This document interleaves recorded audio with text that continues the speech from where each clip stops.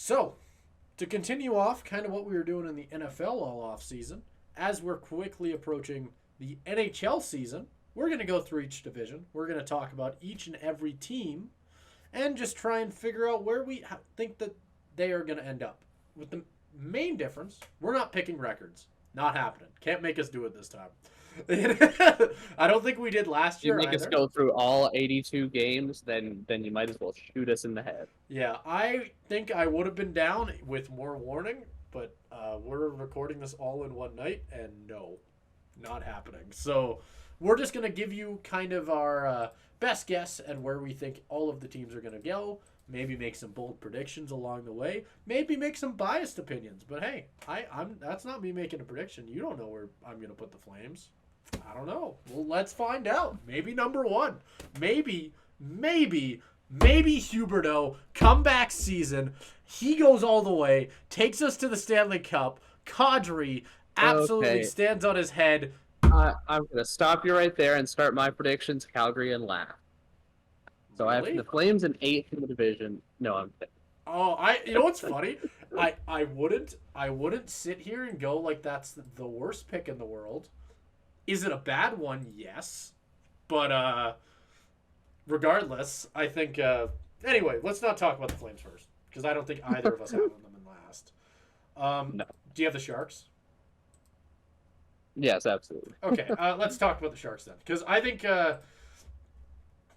that's it's a fairly chalky one. I think Celebrini's really good. He's gonna be really good. He's gonna be starting off on a line with Tyler Toffoli, pretty much no matter what happens. I think.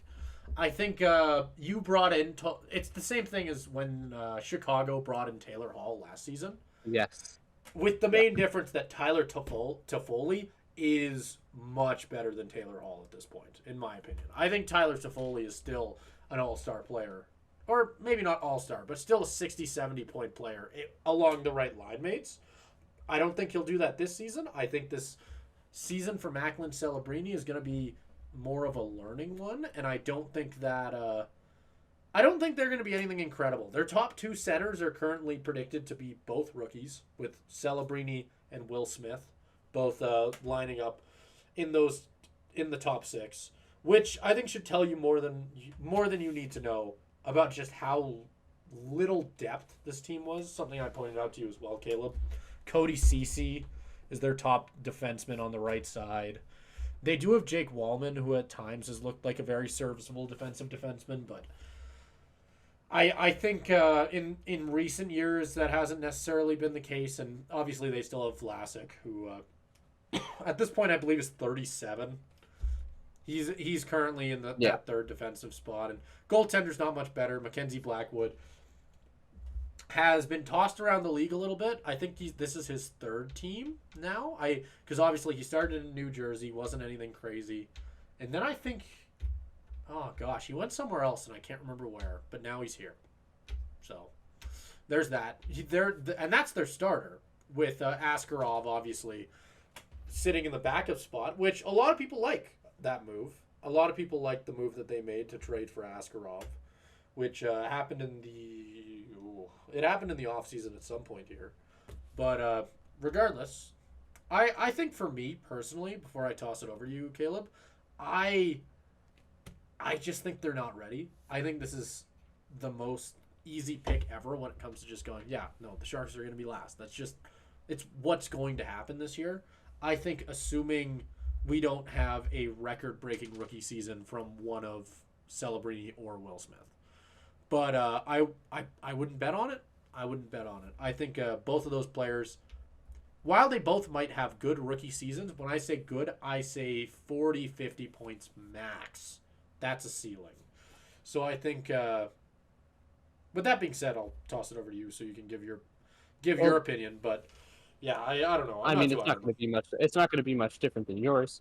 I really like the fact that you brought up what the Blackhawks did last year with Bedard in terms of bringing in Taylor Hall. It's absolutely the same thing that they're doing with Tyler Toffoli this year. Um, and with that comes the same goals, where you make a move like adding Toffoli to just bring something, because otherwise your team is just so devoid of depth that it's almost embarrassing. So you bring in a veteran forward who you know is going to be good and has had some history of success, just to complement your young talent and give them something to kind of like grow off of and give them somebody to grow off of and learn from. Um, yeah, but otherwise, I mean, yeah, this team just looks terrible. It looks like a bit bare bones outside of young pieces and a couple veterans that they brought in just to help the young pieces. Same exact thing Chicago did last year. I think Chicago might have had a little bit more talent. But again, the goal is the same for San Jose this year that it was for Chicago last year. That's last year for Bedard, or last year for Chicago. It was, can we develop Bedard? Can we make him look good? The answer was yes. Now you have to hope to do the same. Number one for Macklin Celebrini, but also for Will Smith. That's their only goal, right? Yeah, absolutely. They don't need to win, and they're not going to win. Yeah. I think a ceiling for this team is probably the second worst spot, which we'll talk about. We'll move into here. But I think at best, we see a really good rookie season from Celebrini. We see Will Smith look really good at points. I think, and with that being said, I think their ceiling would be surpassing who I would be surprised if you also didn't have in your second last spot here. At least for me, being the Anaheim Ducks. I think the Ducks are... Ooh, wait, do you disagree? Are we... I actually do. Oh, really? I actually do have a different team. Well, do you want to talk about the Ducks first? Or do you want to... Talk about the Ducks Let's first. talk about the Ducks. I have the Ducks not that far off. I have them in sixth. So... Okay, yeah. No, I figured. I feel like from every ranking that I ever see, it's Sharks, Ducks. Bottom of the pile. Almost always. It's the fairly easy answer. I think more often than not. They have a lot of pieces. I think the biggest difference between them and the Sharks is that a lot of their pieces are older now. Zegras had an off year, but I don't think that there's necessarily a lot to make you think that he can't bounce back. I think he's going to have a lot of chances this year, I imagine. Obviously, injuries were part of that as well. Their top line looks good. Leo Carlsson had a fairly good rookie year, if memory serves me correctly. Troy Terry's obviously has shown to be very good. All-star Frank Vetrano. I don't have anything else to add on top of that. I just wanted to point it out. Olin Zellweger, I've heard a lot of things about him in the last little bit about how good of a defensive prospect he's looked. They currently have him on the top line with Cam Fowler. I think this defensive core, specifically on that left side with Zellweger and, oh my god, do I want to try? Menteyukov, I think. Something like that. Yeah, don't got a clue. Couldn't tell, yeah. Yeah, couldn't. Yeah, I've heard of both of them as fairly good defensive prospects, so I think they're in good hands on that left side. Cam Fowler's got to be getting older. Radko Gudas. Radko Gudas has been in the league for a very long time as well. I think that right side is a bit more shaky, honestly, but in goal, John Gibson, as always. Lucas Dostal is no slouch either as a backup. So I think across the board, like, it's not terrible. They're just not there yet. I think they need another year. I think they need a year for Leo Carlsson to grow into an elite top center. Once that happens, like once Carlsson, I actually would argue that's probably the biggest thing for me, is once Carlsson proves that he is a top-line center, this team starts to look a lot better. I think their depth especially starts to reflect that. But right now, especially down the middle, like Zegras is, to me, and I'm super low on Zegras usually. I think you'll learn that. I'm a Zegras hater through and through. He, to me, is a second or third line center. Mason McTavish has shown promise, but right now he's on third line. Leo Carlsson is a second-year player who, sure, he had a promising rookie season. Is he a top-line center yet? I don't know if I'd be relying on that quite yet. But, yeah, regardless, I'll toss it over to you, because obviously you disagree with me to a certain degree. Since you don't I don't even know that I do. I think our disagreement will come more in whatever the next team we go to is. Okay. But I think that I'm a little bit higher maybe on the Ducks. Again, I do think that we talked about this a little bit before. I think the Pacific Division is just kind of a poor division in general. I don't think the Ducks are the not in the bottom two of any other division generally. Like I think if you put them in any other division, they would be in that 7 or 8 spot probably. But what the Ducks have at least, and you were already starting to point this out, the Ducks have the benefit of at least being through part of their rebuild. And already having a lot of young pieces, they just haven't quite all come together yet. And I'm going to bet on that potential, at least to get them out of the complete cellar. I think we kind of have to start seeing that come together again at some point. And I think that'll start to gel a little bit more now as these players get older, as they get a little bit more experience. I think that will help. In comparison with that to the Sharks, where they haven't started their rebuild yet. They just have their first kind of draft haul and a couple players that haven't seen any time in the NHL yet. Like, there's a big difference between that and what the Ducks have, which is some really good prospects who have gotten some playing time in the NHL. They're going to continue to develop and grow, which is why I think we'll see slight improvement from them this year. Not anything crazy. I'm not projecting them to make the playoffs or anything, but enough to not be in the bottom two in the division. Fair enough. Yeah, I don't necessarily disagree with any of that either. I think the ceiling for the Ducks is a lot higher than the Sharks, to me. I think they're going to have a lot of problems getting through. With that being said, I still do think that their ceiling is about where you have them. I don't necessarily see them going much higher, because I do think that the middle of this division is fairly tough in the sense of it's a lot of fairly equal teams. I think it's going to be a lot of teams that are sitting around the same record. I mean, we'll see how it goes. But at least to me, I think that I think the Ducks are going to be a team this year that might have some trouble rising. I think, but we'll see. Who knows? I think if Carlson grows into the center that I think a lot of Ducks fans are hoping he can be, especially this early in his career, then I think a lot of that changes. So I guess we'll see. But with that being said, I don't know if you want to give who you have in second last or not, depending on who it is, because depending on who it is, I can give that team. Okay, who do you got? I can give that team if you'd like. So I don't know where you have them, Simon. You may have them in first, for all I know. Oh, maybe we should talk based on what I know. Maybe we should push. Maybe we should talk. Because You want to put this off? I can say that they're not my third team. They're not my third team, so we're not necessarily there yet.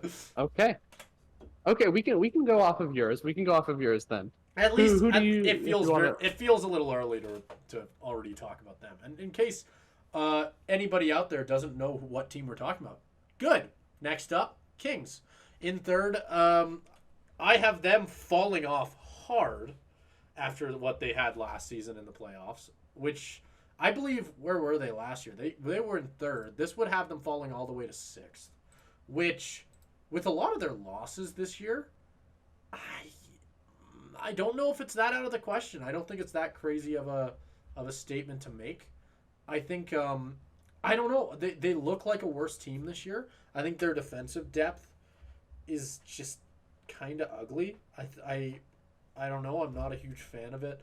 Offensively, I know they're a defensive team in the sense of they don't necessarily need a lot of talent up front, but I've never been impressed by their front end. I think they rely a lot on that defensive side, and this year I'm just way less impressed by what they have to show on that defensive side. That was so good for them last season. I don't see a world where it works anywhere as well. I think this is going to be a bit of a turnaround season for this LA team. Because I don't know, man. I'm kind of spinning in circles because truthfully, a lot of it's just gut. It's a lot of it's just gut feeling. I think a lot of the feeling around the NHL as well, going into this last year's playoff series against the Oilers, is as crappy of a first round series as that was, and nobody thought the Kings would beat the Oilers. It was kind of their last shot at it in a weird way. They weren't really going to get another real run like last season. Like, they weren't going to be as good as last season. I think maybe this is a further fall than a lot of people would have had them making, but I don't know. I feel fairly confident in saying that the Kings are going to be in the bottom four at the very least. Bottom half. Well, as you say that, so I will say. Would you also like to wait off on the Kings? No, I'll talk about the Kings. You're already talking about the Kings. I'll talk about the Kings. Um, so I have the Kings in the same position as last year. I have them in third. Now, I will give a bit of a justification for this. My justification being that I think positions 3, 4, and 5 for me, especially, are pretty much interchangeable. In terms of, it's like you talked about with the middle of this division being pretty like all kind of clumped up in the middle. So I think that's a big part of it. Think again, the Kings have always been a team that I've looked at and been like, what the hell is this? How the hell did they make the playoffs last year? Where is the talent actually on this roster? And say Anze Kopitar is pushing 50 or whatever at this point. Like what talent do they really have? I mean, you got Byfield coming up, you got Kempe, but like past that, like what do you really have?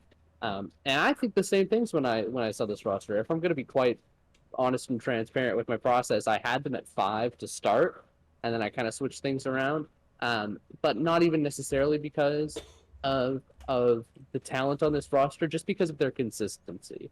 To where I feel like we do have the same conversation about them every year, where we say this team doesn't look very good, their roster doesn't look very good, but their defensive scheme is always good, and they play a style of hockey where they just kind of clamp down on people, and it's like you said, they don't even necessarily need to have the most talent to win games and get to the playoffs, but they're almost like the Minnesota Wild of the mid-2010s in that way, where they'll make the playoffs and then just kind of not do anything with it.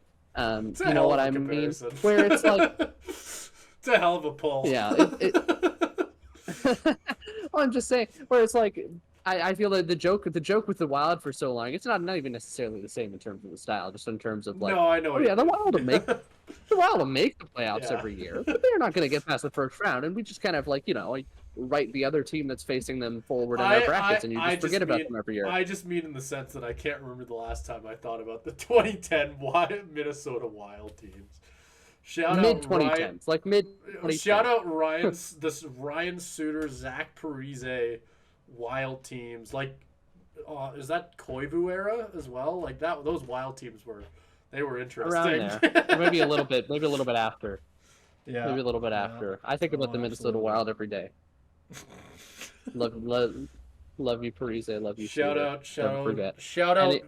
out, Calgary Flames legend Nicholas Backstrom. But yeah, I think that they're similar to that Wild team in that way, where it's just like, they're kind of gonna get in the playoffs. I don't see anything past that. I see them in any other division. I don't think they make the playoffs, but in the Pacific, where I'm kind of like, I don't know, they'll sneak in as a third team, and you're kind of like, what the hell? They shouldn't be here. And then they sneak to what? I won't spoil my first. Lose to just absolutely get blown out in 5 games by whoever ends up there. Yeah, exactly. That's how it's kind of been. That's why I have them in third. But I absolutely understand why you have them in 6th, and I honestly don't disagree with a lot of what you said in terms of their roster. I just think we've had those questions before, and they've stayed consistent, so I'm not going to bet against it this year. I'm going to wait until I'm proven wrong. So have you given your 6th? My 6th is... So we can go off of your rankings. So I think we're kind of all over the place on mine. Because we've talked about San Jose, who I have the same, in 8th. Yeah. I have Anaheim in 6th, and then I had LA in 3rd. Oh, so we haven't talked about your 7th. No, your 7th was that team. Right. Okay. Yes. Well, do we want to talk about that team? Do we want to talk about the? Do we want to talk about that team? Are we to that point in your rankings? We may or may not be at that point. It's time. Let's have the conversation. Calgary Flames. I've got them in 5. Yes, I know how to count. I have them in 7. And you've got them in 7. That's not that big of a discrepancy. Except for the fact that has the Flames firmly going into the bottom, going into the basement, which, knowing this Calgary team, never happens. We always think whenever this Calgary team really sucks, I'm like, oh, this is our year. we're getting ourselves a McDavid. We're getting ourselves that Avengers level threat, baby. It's finally happening. And then we end up picking like 8th or 7th for some reason, and no one knows why. I feel like it's going to be like that again. I so hope I'm wrong. I hope you're right, Caleb. I hope that we're that bad. But knowing this Flames team, I also as well, I'll throw it out there as well. I don't think they're as bad as a lot of people think they are. I think there's a lot of things to like. I think we have a lot of youth this season, and I think it's gonna be a bit of a tough. I have a hard time looking at this team and sitting here and going like, that looks like a bottom barrel team because you still got. Well, maybe Taking you a while. Yeah, I'm like thinking. I'm thinking about where I want to start. We still got Huber off. We still got no. We still have Lindholm. Oh fuck, no, got rid of him. Yeah, you know what? I won't lie to you. I disagree with this lineups on Daily Faceoff. Daily Faceoff, I disagree with you because Michael Backlund is not going to be the top line center this season. No way in hell that's happening. What I've heard a lot of, I think Pospisil might be moving into that center spot. I know Sharon Govich was not necessarily the best there, so I don't think he's going to be there either. This is such a weird team because we have so many players that can slide into that center spot and then just don't. But I think there's a lot to be excited about. I think Connor Zari's probably going to have a breakout season if that wasn't already sort of the case last year. I think a big reason he slowed down in the second half, but a big reason he wasn't in that Calder race the whole time was because he just didn't quite have the same volume of games that a lot of the higher echelon of that Calder race had. I think Jonathan Huberdeau did have a better second half of the season. That's not me saying he'll have a comeback here. Let's get it out of the way. Not happening. I think at best Huberdeau maybe puts up a 60-point season. I think I like our defense, actually. It's really funny. I think it's a lot worse. I think it's worse and better at the same time because Uyghur's great. Uyghur's lovely. Rasmus Anderson is lovely. And then you kind of look at it and go like, what the fuck are we doing? Because it's Daniil Muramanov, Kevin Ball, Jake Bean, Braden Pachal. I think it's Pachal. And honestly, all of them are kind of filler guys. I've always been higher on Jake Bean. I really hope he works out in Calgary because he was a hitman. He's always fun. And Dustin Wolfson net, who's very unproven, but you never know. I've always liked him. I don't know, man. I feel like I've just danced myself in circles for 3 minutes, but I do still think that what they have is better than teams like the Ducks and teams like the Kings. I think they have the potential to get higher than that. It's just whether we actually get the chance to see that potential, whether we end up just having prospects sit in the AHL all season or not. Because I'd love to see a world where we see Zane Parekha at some point this year. Maybe it's too early, but I think if we can get him up there, I think that changes our defense up a little bit. I think it's too early. You think it's too early?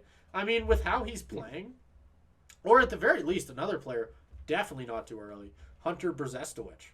He's also been stellar so far in all the preseason play we've seen. I think getting the chance to see one of those two this season would be really cool. I think there's merit in the fact that you want both of them to get a chance to play another AHL year. I know that's kind of the argument still, but I don't know, man. What are we playing for? Why do we have so many veterans? Let's just tank. Give me Gavin McKenna. Well, I mean, I do think we kind of are tanking at a certain point.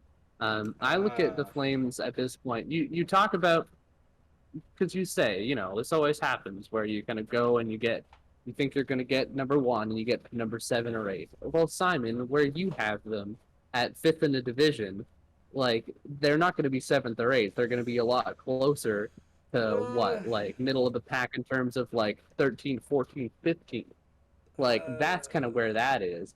Because there's going to be teams in other divisions that are going to be worse. It depends a lot on how good you think the top 4 of this division is, I think, based on the pick order. I guess. I don't know. I think if you have them at 5, it's already 3 teams ahead of them. I don't know. I still think even placing at 7, you're still kind of in that range. But No, to well, refute the point you to okay, kind of fair. That would put them in the go. second spot out of the wild card, which is it's a little off. Yes, and at a certain point, I mean, if the Central's bad enough, then you are the second wild card. You know, like that. See, that seems a bit high for me. You never know. You never know. I don't know. I'm not gonna sit here and act like I'm gonna die on a hill for it, but I just think that I think this Flames team. I think we've got a full year now under the coach. I think we've got a lot of youth players who. Why am I saying youth? A lot of younger players who should be ready to step up. Hopefully, I think this is a ceiling. I think this is assuming Dustin Wolf looks good, Zari looks good. I think everybody lives up to their ceiling. Sharon Govich has another good year. Kuzmenko continues to play well.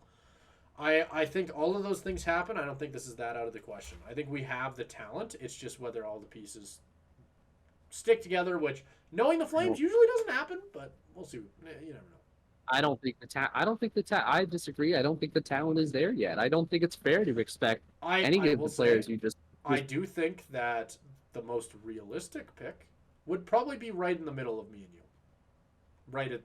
What would that Perhaps, be? Sixth? perhaps. That I feel like I sixth still is am probably... confident with my pick. I still feel confident with my pick of Anaheim ahead of Calgary at this point, for the same reason that I put Anaheim ahead of San Jose, in terms of Anaheim is much further into a rebuild than Calgary is. Calgary is currently in the fire sale part of their rebuild, especially after last year, right? Where you sell off all your good pieces, and now here's what's left. That's what's happening to this team. They've sold off all their pieces at this point. Here's what's left. You're right in terms of they don't have that young talent to be called up yet. Like, you talk about maybe bringing up Pareka. That's not going to happen for another little while. That's why this team is going to be bad for a little bit here. It's because you haven't had time for that young talent to come up and develop. So you're pretty much stuck in the no man's land. San Jose is just its own thing entirely, where yes, Calgary has the veterans to, I think, put them ahead of San Jose. But at a certain point, I think maybe next year, like, you maybe even look at them as last in this division. But I think that's a good thing. Like, it's like you said, like, I think you hope for this, because I think that's what Craig Conroy has done so well at this point into his tenure, is he's not doing the Brad Tree living where he's just extending mediocrity indefinitely. He's actually making an attempt to rebuild this team from the ground up. But this is part of doing that. Part of doing that is sucking. 5th place in the division, no matter how bad the division is, isn't sucking. I think we're going to suck this year. And that's 7th in the division. Potentially last in other divisions. We'll see. Because again, all the veterans we have are like either unproven or just complete busts, or just like a little bit too old at this point to be playing real meaningful hockey. And all the young players we have haven't quite had enough time to really cement themselves as difference makers. So yeah, I think it's a pretty barren roster, and I think you say 5 is their ceiling. I can't even honestly envision a world where they go that high. Yeah, fair enough. That's fair. The more we talk about it, I feel like 6th is realistic, because I don't see them being worse than the Ducks, and I don't see them sucking so much that they're that low. But I don't know. I feel like if we really wanted to be fighting for that first overall pick, we still have to sell off. I think Anderson would have had. There was rumors about him at one point. I think we would have seen him gone. Could still happen, but I think he would be gone if we were fighting for the first overall pick. If that was truly the thought, and I understand, like, keep him for when we're good. He's still young enough to probably be still in his prime when we get there, but I don't know. I think we have too many good pieces to really fall all the way that far. Like, even the Ducks, they don't have the same level of vets, and even their youth guys who are ready to step up. I don't feel like they're on the same level. I still think that the Flames are a better hockey team, and I think putting the Flames above the Kings because of like Sharon Govich. Yeah. No, actually, though. Fully. Sharon Govich is a 30-goal scorer. Like, I fully think that he's a better hockey player than pretty much anything else than the Ducks have, other than Troy Terry. Terry is a step above, but everybody else, I think, not there yet. Okay. Again, I'm trying to separate my own Flames fandom from this too. I just it doesn't feel right to me. Doesn't feel right to me. Well, we can move on. We've talked about them for a while. We wanted to not sit here for 12 hours, so let's move into the upper echelon of this thing, the fourth spot, or no, your fifth spot, right? Have we talked about your fifth? We have not talked about my fifth. Alrighty, let's do it. Am I announcing my fifth? Hey, because if you haven't, your fifth is Calgary. Yes. Okay, I can announce my fifth. I mean, that's my fifth. I figured that'd be the way we were going, but it's up to you. If you think it's controversial or something, we can wait. Oh no, we'll go to my fifth. So my fifth team, yeah, we got San Jose in last, then Calgary, then Anaheim. My fifth place team is the Seattle Kraken. They're a bit of a weird team. Okay. They're a bit of a weird team to me. To the point where last year I was really high on them. Obviously, they made the playoffs, upset the Avalanche in the first round. I'm beginning to think more and more that was just a bit of a fluke. And their roster hasn't really changed all that much in terms of anything that they've kind of done to add to it. I mean, they bring in Chandler Stevenson, but that was, I think, one of the more dubious free agent deals. Brandon Montour, I think, helps. So I do think there's some good pieces here. I don't know. I that last season scares me off quite a bit because it's a similar composition to what it was before, and they didn't perform necessarily all that well then. I think there's still definitely room for them to grow into a higher role in this division a bit later. When Benier starts to develop and hopefully Shane Wright starts to develop, then I think this team can be pretty good. I don't know. Last season scares me off quite a bit. I don't necessarily think they've done enough, even though I like Montour coming in on the D-line, to kind of change that opinion for me. But again, as I said kind of before, I do think teams 3 to 5 are pretty interchangeable for me. So if you're like, I think they should be third in the division, I'm not going to fight you on it. This is just kind of how I feel last season gives me bad vibes. Again, I don't think they necessarily did enough to dissuade those for me, but I also wouldn't be shocked if they shrugged those. So me and you have very different opinions on this one. I don't, and this is, again, I'm going to quickly say this. I do not agree with the contracts to Chandler Stevenson and Brandon Montour, but that doesn't mean they're bad players. They're still both very good players and very good upgrades in both of their spots. I think this Kraken defense, I'm going to be dead ass here. I don't know a lot about Riker Evans and Will Borgen, but that top four is just stellar, at least to me. Vince Dunn, Adam Larson, Jamie Oleksiak, and Brandon Montour. That's a great top four. I think that's a fairly high top four across the NHL.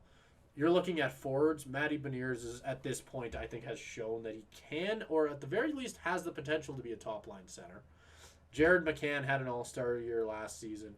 Jaden Schwartz. You add Chandler Stevens to that second line next to Burakovsky. I mean, when I look at this team, I see a lot of depth. I see a team that has a lot to work with. I think that what they're waiting for, I feel like a lot of what you might see in the Ducks, maybe, I see in the Kraken in the sense of, or what a lot of people might see in the Ducks in the sense of, oh, sure, they're inexperienced, but I mean, Leo Carlson, he could break out into an all-star. You could see Zegras bounce back. Maybe he's an all-star, and suddenly you have 2 all-star centers. And it's like, okay. I think that this Kraken team has a lot higher chance of doing that. I think that the chance Matty Beniers has a breakout season, I think, is a lot higher. I think he has a lot better pieces around him than a guy like Zegras or a guy like Carlson has. I think across the board, this entire squad just has, like, I mean, Eli Tolvanen, I believe is how you pronounce it. His first name is 2 E's, so I'm not, if I'm wrong, I apologize. But yeah, no, I think you're right. Yeah, Eli Tolvanen. on that third line. He's another young guy who could turn into something. I think obviously you spoke on Shane Wright. Not a lot of people are necessarily too high on him anymore, but there's still the potential is still there, and it's still shown to be there. I think this team has the chance to make a splash in a what I would call a fairly weak Pacific Division. I think this season the Kraken have a chance to shock a lot of people, especially knowing that I think a lot of these upper teams got a lot worse. So you gave an example saying you wouldn't fight me if they were in third. Well, funny thing, Caleb. They're in third? They're in second. Ooh. So I have them even higher than that. I have them flying all the way up to second. Again, ceiling. I will absolutely emphasize. That is their ceiling. But if I were to give a prediction this year, I think the Kraken are going to be... I think a lot of people are underestimating them based on the sole fact that those two contracts look bad. Those two contracts aren't going to look bad this season. They're not going to look bad yet. 2 years down the road, I won't be fighting you on that. When players like... When you have to start paying Beniers more, when you have to start paying all of your youth players more, when you have to start paying all your prospects, then we can talk about how terrible those contracts are. But I don't think it's going to hurt them this season. No, and I mean that's a good point. I think if two is their ceiling, as you kind of described, I think I'm probably sitting more at their floor. Yeah. And I wouldn't be shocked if they finish somewhere in the middle. But I honestly, again, I think my division for me in the middle is a bit of a metal huddle. So I'm not gonna dispute you on any of that, and I think you make a pretty good case for their success. I think the experience of some of the other teams ahead of them, plus the kind of scare of last season, gives the edge to me. But if you are, I think I'm less of a believer in Chandler Stevenson. You make a great point about the contracts. I think I'm a bit less of a believer in Chandler Stevenson as a player. Kind of makes me a little bit lower on them. But no, I absolutely see your case for him. He's a second line center in this position. Okay, and no, it's a fair. His contract is not for a second line center, but it's a fair. Yeah, it's a fair point that he just needs to be a second line center. I think my question is just how much does that move the needle, right, from the year before? That's still, probably my. You had a second line center. That's still. I mean, that's still a second line center. That's still Chandler Stevenson is still a great player. Like, sure, I'm not going to sit here and act like he's going to have a 76, even a 60-point season necessarily. But is he going to have a season where he slides into that second line slot and does well? Yeah, probably. Like, I don't think there's really any evidence to say that Chandler Stevenson should be any worse than a second liner. It's just when you give him that contract, maybe you want him to have a higher role. I'm not saying he necessarily fits into that. I'm just saying that I think you already have a guy in that top echelon first line center role who you're not. They haven't paid Beniers yet, right? Right? No, or am I? No idea. No idea. Okay, I maybe I just don't remember. I might quickly look it up just to fact check myself. But I think in the upcoming season they have 7 years, $7 million contract. That is a great deal, actually. 7 by 7. That is an awesome contract. That's gonna look really good come year 5-6 of that. But regardless, I think recently. What do you say? Relatively recently, like end of August. I was thinking that. Like I was thinking that. I was like I couldn't quite remember, but yeah, that makes sense. Regardless, we can move on. We've talked about the Kraken for a while. Do you want to move into my number 4, or do you want to go to your number 4? How do you want to do this? You can give your number 4 if you'd like. Okay. This is another team that I think did nothing but get worse, and I think it depends on who you ask. I think I know a lot of fans of this team are going to want to fight me on this, but let's have a conversation about it, baby, because it has probably my least favorite contract across the entire board from this offseason, and that is the Vancouver Canucks. Okay. I have them falling all the way down to this 4th spot, which means that they'd be fighting for a wild card, which isn't terrible, but I mean, after last year, you gotta think that the expectation was to be a lot higher. I think JT Miller, obviously, he proved to be a fairly elite player. Brock Besser returned to form and looked fairly good. I think Niles Hoglander is a top 6 player at this point. God, that Jake DeBrusk contract is atrocious. I mean, we've talked about it. We talked about it and we did a segment on it. I think in that segment I also just talked about my distaste in that deal. It is just, I'm trying to find his actual season stats so we can, whatever. It doesn't matter that much. I just don't think that he's there. You're paying him 7. I think that the Stevenson deal is significantly better than what got given to DeBrusk. At least you can make the argument that Stevenson fits a role better with the Kraken. While I'm sitting here with the Canucks going like, I seriously don't know what you're getting with DeBrusk. But regardless, I think what the Canucks have is a very top-heavy team, which is very different compared to last season, especially in that center spot. Obviously, JT Miller, Elias Peterson, both definitely elite players in their own rights. Defensively, Quinn Hughes, Philip Hronek both looked very good last season. And then after that, it somewhat falls off a cliff on both forward and defense. Like the depth that they had last season that made them so elite just isn't there anymore. And it's pretty unfortunate. And I mean, not his fault at all. Like it's the same as anything else. It's the same as losing Joshua for like Dakota Joshua for as long as they probably will, with him with him battling cancer is a massive loss for them as well, because he was a very strong player in the playoffs for them. I think and towards the end of the year. So I think just across the board, it's going to be a tough season for them. I think there's going to be a lot of learning curves. I think a lot of people. I guess I don't know what the general expectation for the Canucks is this season. I know everybody knew they'd be worse, but truthfully, I didn't think they'd be this bad. I think this is going to be quite a shocking fall off for them. I don't necessarily think the same way. Okay. Wow. I know you don't like that Jake DeBrusk contract. But I might use your own logic against you here in terms of, fair enough. yes, it's a bad contract, but the player is still like, again, I do think your argument works better for Stevenson and Montour because I think they are better players. But it's not like Jake DeBrusk is a horrible player. He's just a horrible value. He's still like going to be a decent player that in terms of when I think of like a good depth player, I probably think of somebody like Jake DeBrusk. So you talk about the Canucks losing a bunch of depth. They did it in probably the worst possible way, but like it still kind of retains the structure of that for me. I think in terms of what they lost in the past offseason, that's where I kind of look at it and I say like, what did they really lose? And I think the big one is Lindholm, but obviously he didn't even necessarily perform to the expectations that people had of him going into that. But otherwise, this roster is pretty similar. I think more similar than you might give it credit for.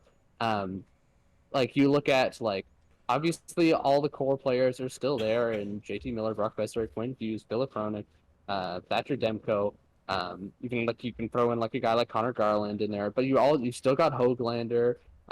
Still got a guy like Pius Suter, who I think is pretty good. Some of these pieces have kind of just changed out, but I don't think their depth has been completely undermined to the point where you're like, okay, this is a significantly worse team. I think they might be slightly worse. That's why I have them. I don't know if I've said this yet. I have them in second, so that's still a step back from last year in which they won the division.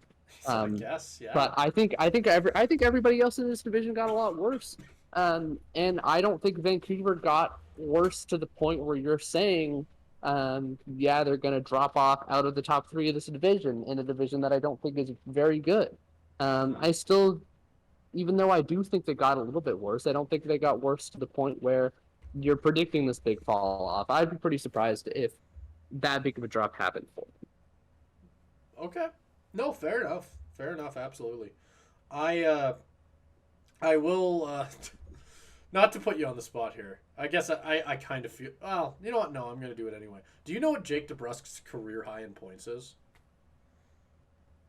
It's probably not anything crazy. It's probably not. Do you have a guess? I'm Because I gonna want say to make a like point. Before you give your guess, he was paid how much is he making per year? How much was it again? I'm not refuting that the contract is terrible. Yeah.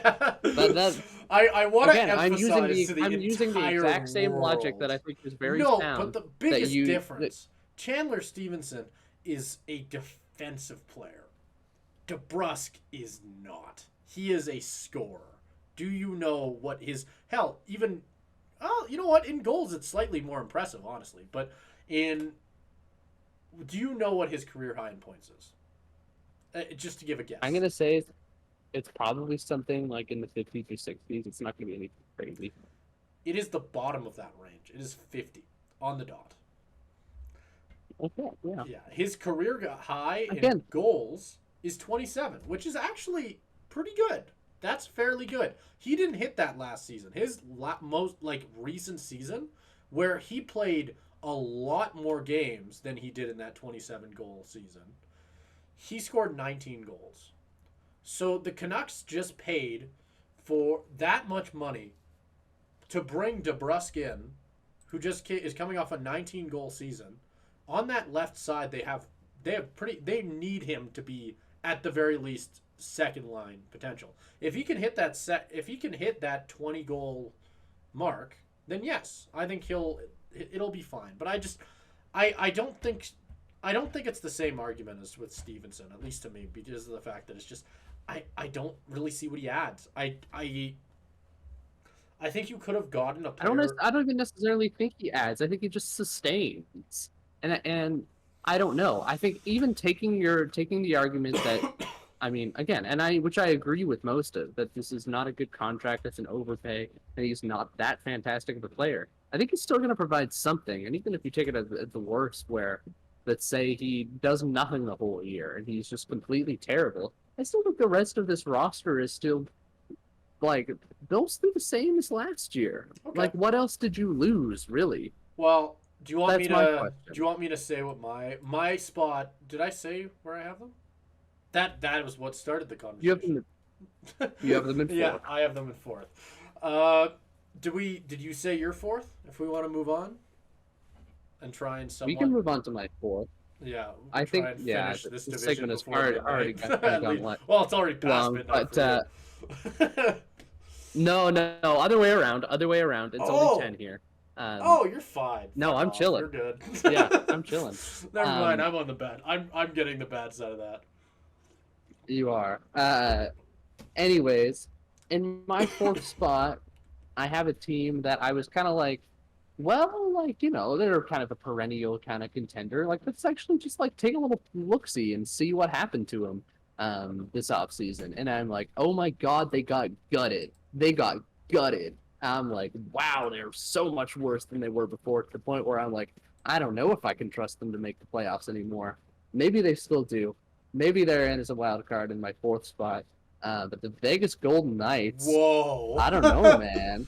Whoa, that is crazy. I will say, when I asked, should I go bold, this was what I was talking about. Okay, let's talk about it. I'm up for it. This is fun. Let's do it. So, I think, again, the biggest thing that started this conversation was I literally just Googled, like, you know, my series coming up. Fuck. Yeah, you're lagging. Editor Simon. Technical issues. Am I back? Oh, yeah, you might be back. No, you're not. You are going super speed. Am I back? Technical issues. Okay, I think you're back. I think you're good. Did Siri have anything? Did Siri have anything important to say on this conversation about the Las Vegas Golden Knights? I'm not gonna say her name because it's just gonna trigger her again. But because I swore at her, she said I won't respond to that. So I think I'm in the bad book. Anyways, your phone's gonna have you sleeping on the couch. Yeah, I think so.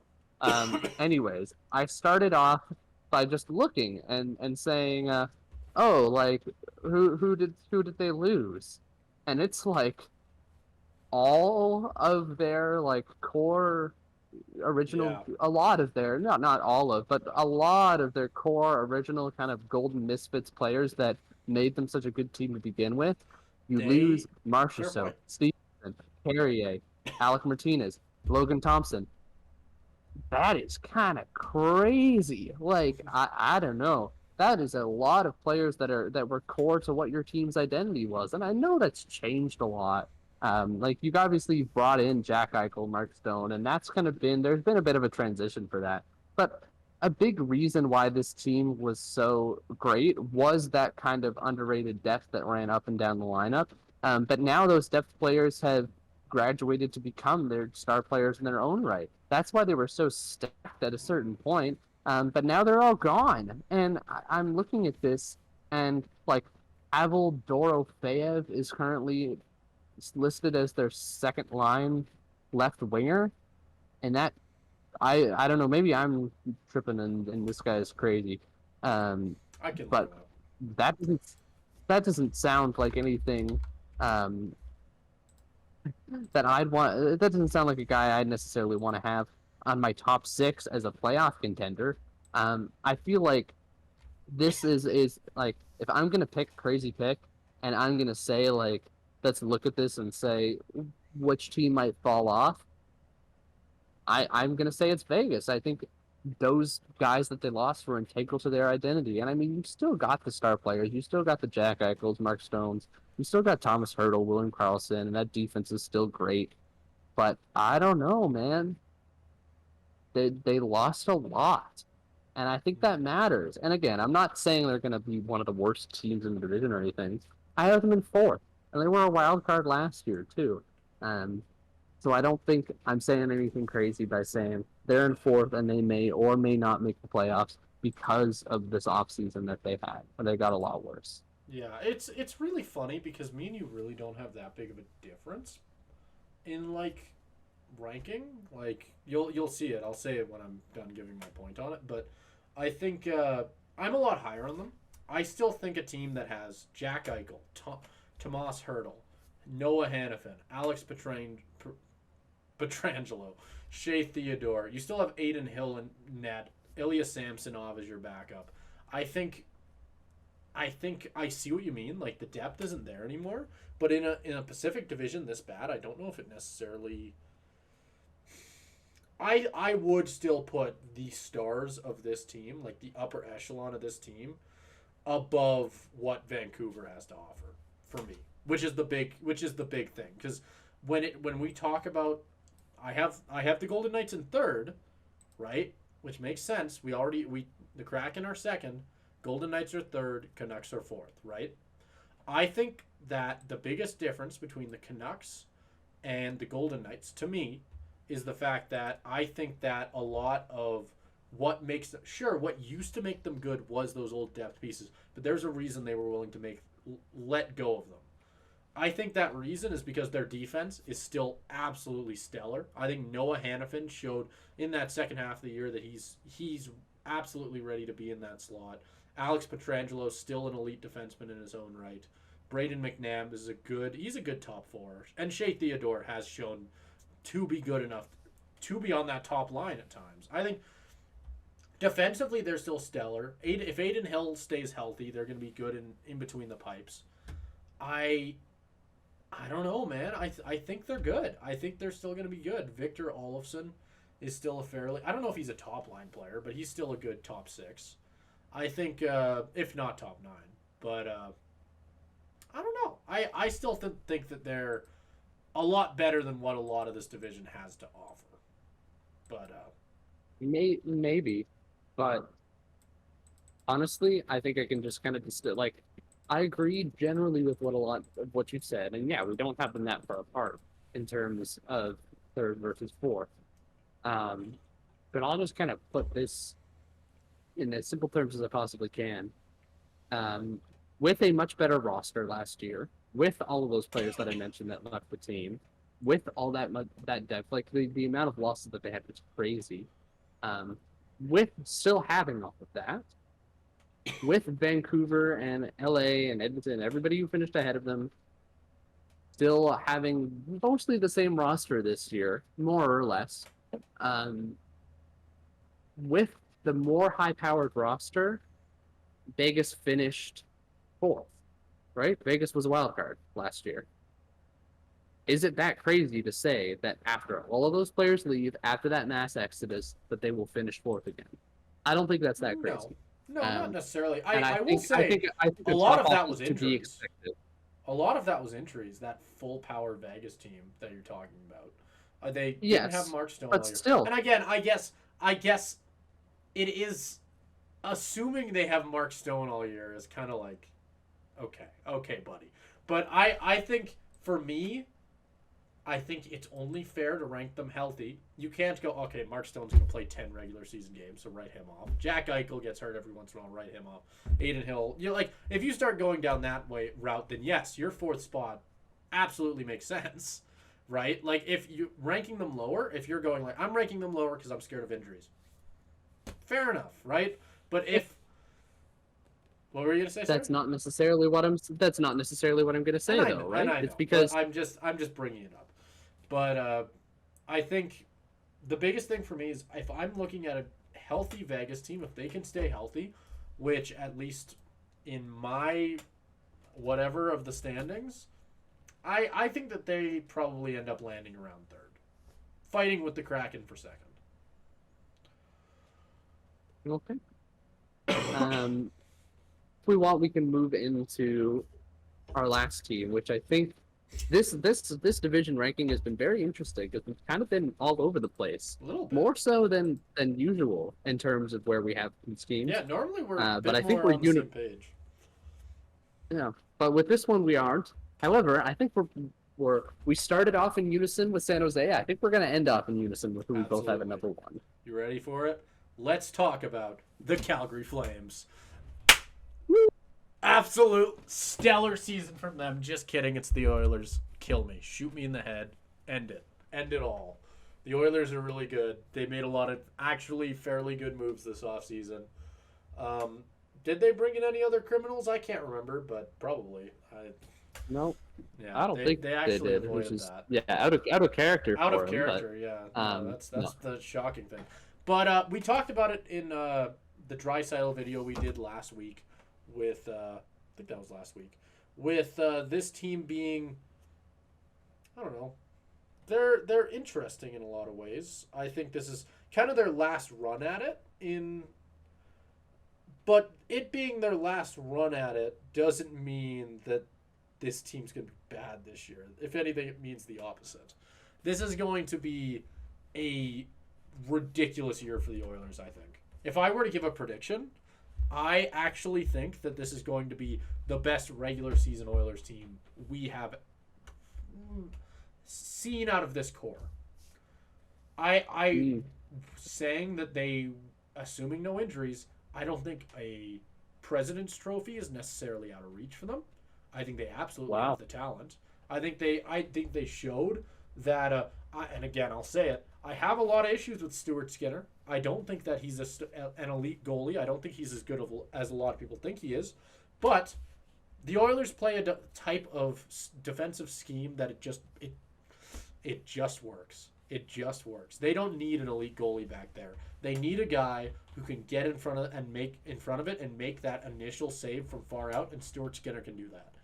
I think that their defense has remained just as good. Evan Bouchard is poised to have another incredible season, if not a better one than we saw last year. Ekholm is still a terrific defenseman on the other side. Darnell Nurse sucks. And then, on forward, I don't even know where to even start with this forward core. It's just like, what the hell? What the hell? The hell is that? Like, I'll throw it over to you, Caleb, because I've done a lot of talking. But I'm not even going to say anything more than you've already said. I think their third line. Okay, maybe not. Their second line would be a first line on a lot of teams. I will say that. Oh yeah. with Draisaitl. And the funny thing is, it's Draisaitl, Jeff Skinner, Victor Arvidsson. And then you drop down. You got Matthias Janmark, Adam Henrique, and Connor Brown. Connor Brown was very mid. Very bad, actually, in the regular season last year. But he got a lot better in the playoffs. Very good in the playoffs. Yeah, he got a lot better in the playoffs. Then the fourth line is kind of... I don't know. I would describe it, if you asked me before last season what I thought about... Because all these players, I think, are the same here. What I would think about this fourth line, I would have said it sucks. I would have said it sucked. Wait, what did you say, sir? It's more or less the same. Yeah. More or less. But the funny thing is, I think this fourth line at this point, we've learned is pretty much plug and play. Like Corey Perry, Derek Ryan, Pod Colson, I think. Like, I think they're fine. It'll work. And other than that, like, I think the only thing that can stop the Oilers is themselves in a lot of ways. I think that this team is going to make another run at it, and that might mean another cup run. And I think I'm scared for the NHL this year in a lot of ways for this Oilers team. I think a lot of the reason that the Oilers fell to Florida in the finals was because Florida was able to contain McDavid with Barkov in ways that no one's ever really seen before. Barkov had such a stellar defensive performance that I would call it historically great in how, like, impressive it was. I can't think of another team that could necessarily do that. I think we've seen Colorado do it in the past with Makar, but I don't know, man. I wouldn't bet on it this year. I feel like this Edmonton team, if they beat Colorado, I think this Edmonton team beats Colorado. I don't think that's they're just better. They're a better hockey team at this point. They've shown that the coaching, the scheme, like, if they change nothing, I think they're going to be, they would be we'll talk about it later on, obviously, with, like, when we get into the playoffs and all that. But, like, I would have a tough time agreeing with any playoff prediction going into the season that doesn't have the Oilers either making the finals or at the very least going out in the conference in, like, 7. And that's an absolute disappointment on all, like, if they went out in the conference. But that has to be the floor. They're so good this year. Or they should be. There's no excuses anymore. Yep. They kind of broke that glass ceiling last year. And I mean, it's going to be the expectation while you still have a lot of the depth pieces that really put you over the top before you have to pay a lot of these guys or before those contracts kick in. Yep. No, I don't disagree with any of that. I think this is it. This is it. Before we start to look at probably get an Oilers team that comes back down to earth a little bit, but I mean, we'll see. Well, we'll see what happens. There was our first division. I think we said we were going to blaze through it. I think we kind of maybe didn't, but that's okay. That's kind of how we do things. Oh. But you can come back next week. We'll have another division on tap for you. I'm sure we'll. Do we? Well, I don't know which one we'll go for yet. Do you want to go? Do we want to decide where we want to go? Do you want to just, like? Yeah, let's finish off the West. Let's finish off the West. Let's do that. We'll do Central. We'll hit the Central next week. Sounds good. Tune in next week. All right.